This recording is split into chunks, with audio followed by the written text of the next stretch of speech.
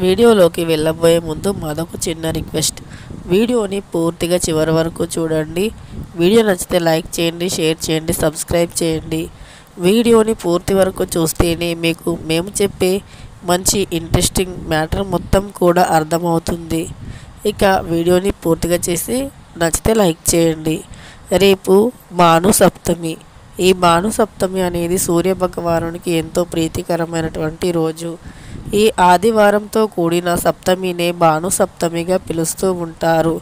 ఈ పవిత్రమైన రోజున మాంసాహారాన్ని తినకూడదు, బ్రహ్మచార్యాన్ని పాటించాలి. అంతేకాకుండా ఈ రోజు అంటే ఆదివారం సప్తమి రోజున మద్యం వంటివి కూడా సేవించకూడదు. అలా చేస్తే జన్మజన్మాల పాటు దరిద్రం వెంటాడుతూ ఉండగలుగుతారు. మీ భర్త ఆరోగ్యం కూడా బాగుంటుంది. మీ ఇంట్లో సిరుల వర్షం కురుస్తుంది. ధనధాన్యాలకు లోటు అనేది ఉండదు. ఎరుపు రంగు అన్నా, అదేవిధంగా ఆరెంజ్ కలర్ అన్నా సూర్యభగవానునికి చాలా ఇష్టం.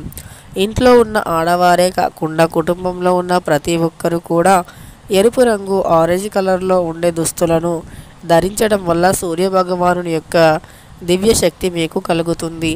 మరీ ముఖ్యంగా రేపు ఉదయం సూర్యోదయానికంటే ముందే నిద్రలేచి సూర్య భగవానునికి సూర్య నమస్కారాలు చేసుకుంటే మీకున్నటువంటి ఆరోగ్యపరమైనటువంటి సమస్యల నుండి బయటపడతారు.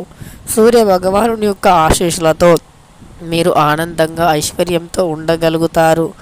అంతేకాకుండా రేపు 10 రూపాయలతో ఈ ఒక్క వస్తువుని ఇంటికి తెచ్చుకుంటే చాలు, సకల దరిద్రమంతా తొలగిపోయి ఐశ్వర్యం కలుగుతుంది. అది ఏమిటి అంటే కుంకుమ. కుంకుమ అనేది ఎరుపు రంగులో ఉండే కుంకుమను తెచ్చుకోవాలి. ఎరుపు రంగు అంటే సూర్య భగవానునికి ఇష్టం.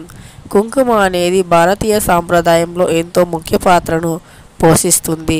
ప్రతి పండగ, శుభకార్యాలలో, పూజల్లో, వ్రతాల్లో కూడా కుంకుమ ముందుగా ఉంటుంది. కుంకుమ ముత్తైదువను సూచిస్తుంది.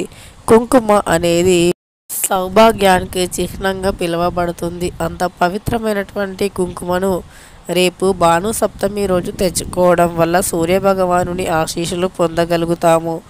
ఇంట్లో ఉన్నటువంటి దరిద్రం, ఆర్థిక బాధలు తొలగిపోయి అఖండ ఆదివారంతో కలిసి వచ్చిన రోజునే భాను సప్తమి అంటారు.